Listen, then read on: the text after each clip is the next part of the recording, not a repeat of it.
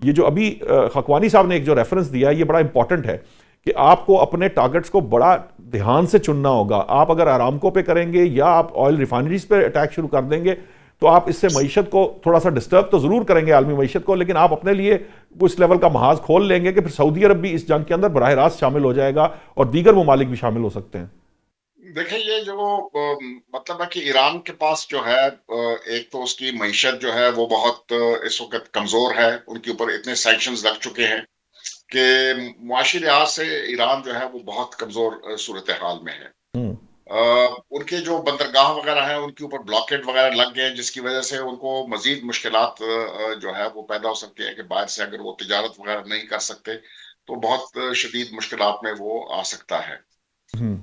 ایران کے پاس اتنے ریسورسز نہیں ہیں. دیکھیں یہ میسائل جو ہے نا کہ ان کی ایک خاص تعداد ہوتی ہے.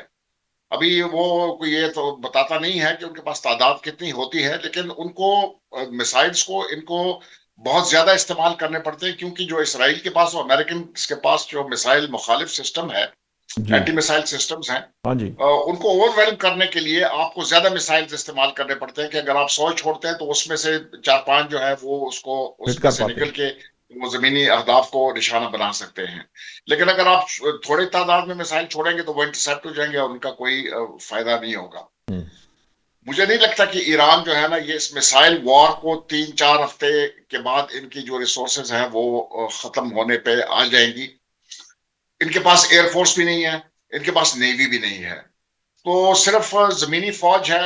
وہ جو ہے اس وقت وہ کارآمد نہیں ہے.